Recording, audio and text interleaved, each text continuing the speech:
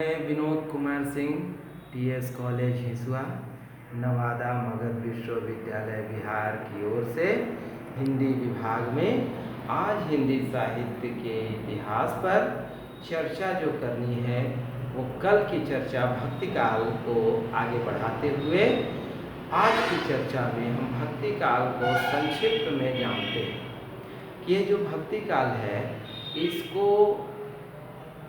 दो भागों में पहले तो विभाजित किया गया, जिसमें पहला जो भाग है वो निर्गुण भाग है। आप देखेंगे कि निर्गुण शाखा सबसे पहले है, अब फिर है आपका सगुण शाखा। अब इन दोनों के अंतर्गत आप देखेंगे कि निर्गुण काव्यों की जो संख्या है वो बहुत लंबी लिस्ट है, जिसमें कबीर से लेकर नामदेव से लेकर आपको चंडीदास और दादू दयाल आप देखेंगे कि उसके अंतर्गत कई तरह के रचनाकार आते हैं। और वहीं सगुण में जब आप देखते हैं तो उसमें तुलसी, सूर, मीरा, परमानंद और आपको अन्य रचनाकार जैसे कई ऐसे रचनाकार होंगे जो उसमें आते हैं। तो आपको ये दो पार्ट में बटे हुए हैं। इसकी भाषा पर अगर हम ध्यान दें कि इसकी भाषा क्या है, तो दो तरह की है बोलियां थी। आप जानते हैं कि एक अवधी जो बहुत लंबे स्थानों पर इसकी बोलचाल की भाषा रही, पहले तो बोली थी, फिर बाद में इतनी रचनाएं हुई कि तुलसी ने तो अवधी को बिल्कुल केंद्र बिंदु बना लिया भाषा के रूप में, इसलिए भाषा का रूप ले लेती है। और तब आप देखेंगे कि एक तो अवधी और दूसरा उसके पश्चात जब सूरदास को देखें और वैसे कृष्ण कवियों को देखेंगे तो आपका ये कृष्ण काव्य के अंतर्गत ब्रज भाषा। तो ये दो भाषा है, अवधी और ब्रज, इन दोनों की प्रचुरता रही है।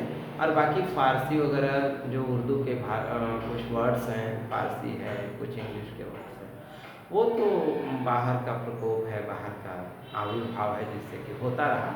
लेकिन ये दो पार्ट आप देखेंगे, भाषा के स्तर पे भी दो पार्ट हैं और साहित्यिक रचनाओं के स्तर पे भी निर्गुण और सगुण के रूप में दो पार्ट हैं और दो पार्ट भाषा के स्तर पे भी। अब देखिए कि इसमें जो निर्गुण काव्य धारा है, इसके अंतर्गत सबसे बड़े और सबसे महत्वपूर्ण कवि के रूप में कबीर भले ही हैं, लेकिन उनसे पहले अगर किसी ने प्रवर्तक के रूप में काम किया, शुरू किया, तो वो है नामदेव। नामदेव जैसा कि जानते हैं मराठी कवि हैं, इनसे सबसे पहले निर्गुण काव्यों की रचना। ऐसे देखा जाए तो ये पहले सगुण में थे, लेकिन बाद में इन्होंने निर्गुण को अपनाया और फिर निर्गुण इनका सबसे पहले निर्गुण की शुरुआत करने वाले नामदेव हैं, जहाँ से निर्गुण की शुरुआत होती है। और इसके पश्चात आप देखेंगे कि निर्गुण से पहले शुरुआत जो है वो दक्षिण की है, भक्ति दक्षिण से। आप जानते हैं हजारी प्रसाद द्विवेदी भी इस पे बात करते हैं, कहते हैं कि भक्ति उत्तर भारत की नहीं बल्कि दक्षिण भारत की देन है।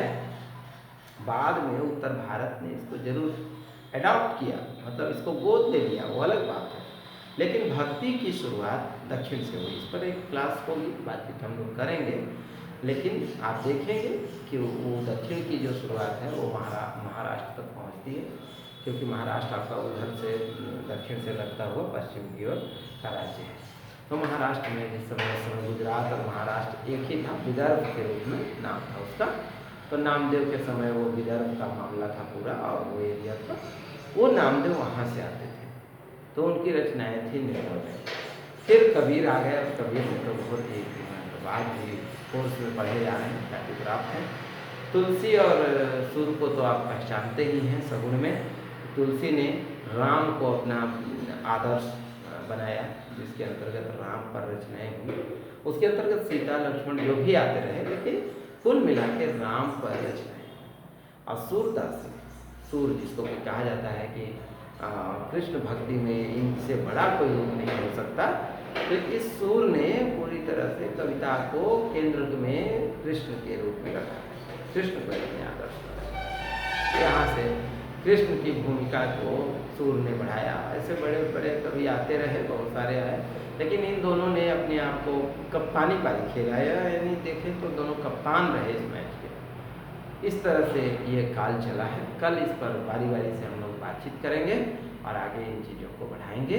कल हम लोग जो बातचीत करेंगे वो करेंगे भक्ति काल के आंदोलनों के प्रारंभ में केंद्र बिंदु क्या है, अर्थात भक्ति आंदोलन के कारणों पर प्रकाश डालेंगे। ठीक है, कल की चर्चा कल करेंगे। आज के लिए इतना ही। बहुत बहुत धन्यवाद। नमस्कार।